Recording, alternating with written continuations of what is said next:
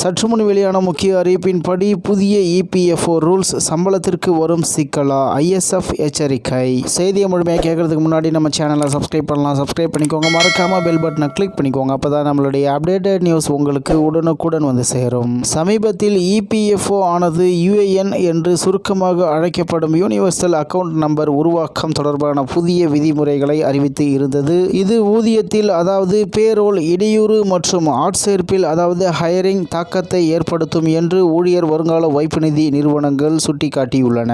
அதாவது 135 நிறுவனங்களில் பணிபுரியும் 1.8 மில்லியனுக்கும் அதிகமான ஒப்பந்த பணியாளர்களை பிரதிநிதித்துவப்படுத்தும் ஐஎஸ்எஃப் என்று சுருக்கமாக அழைக்கப்படும் இந்தியன் ஸ்டாஃபிங் ஃபெடரேஷன் ஆனது இபிஎஃப்ஓவின் தலைவர் ஆன ரமேஷ் கிருஷ்ணமூர்த்திக்கு அளித்த பிரதிநிதித்துவத்தில் இபிஎஃப்ஓ கொண்டு வந்துள்ள புதிய யுஏஎன் விதிகளில் உள்ள முக்கிய பிரச்சனை ஒன்றை சுட்டிக்காட்டியுள்ளது. அதன்படி ஐஎஸ்எஃப்பின் கூற்றுப்படி பல உறுப்பினர்கள் தங்கள் மொபைல் எண்கள் அவர்களின் ஆதார் அட்டைகளுடன் இணைக்கவில்லை. இது எஃப்ஏடி ஆல் அங்கீகரிக்கப்பட்ட யுஏஎன்-ஐ உருவாக்குவதில் அதாவது எஃப்ஏடி ரெகக்னைஸ்டு யுஏஎன் ஜெனரேஷன் சவால்களை ஏற்படுத்துகிறது. இதன்படி அறியாதவர்களுக்கு எஃப்ஏடி என்றால் ஃபேஸ் ஆத்தென்டிகேஷன் டெக்னாலஜி ஆகும். மேலும் மெம்பர்களின் முகங்கள் ஆப்பிற்கு அருகில் இருக்க வேண்டுமா அல்லது தொலைவில் இருக்க வேண்டுமா அல்லது வெவ்வேறு ஸ்மார்ட் போன் பிராண்டுகளில் பல்வேறு செட்டிங்ஸ் இருக்காது போன்ற சிக்கல்கள் வரும்போது எஃப்ஏடி அதாவது ஃபேஸ் ஆத்தென்டிகேஷன் டெக்னாலஜி ஆனது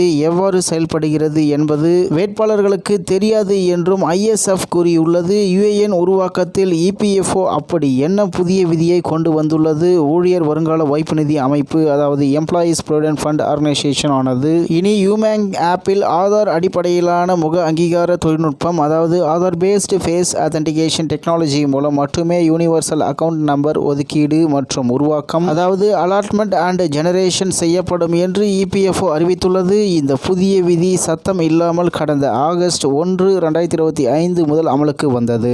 இருப்பினும் சர்வதேச தொழிலாளர்கள் அதாவது இன்டர்நேஷனல் ஒர்க்கர்ஸ் மற்றும் நேபாளம் மற்றும் பூட்டான் குடிமக்கள் அதாவது citizens of Nepal and Bhutan போன்ற விதிவிலக்கான சந்தர்ப்பங்களில் எம்ப்ளாயர் மூலம் யூனிவர்சல் அக்கவுண்ட் நம்பர் உருவாக்கும் அதாவது generating UAN through the employer தற்போதைய செயல்முறை தொடரும் என்றும் அறிவிக்கப்பட்டுள்ளது.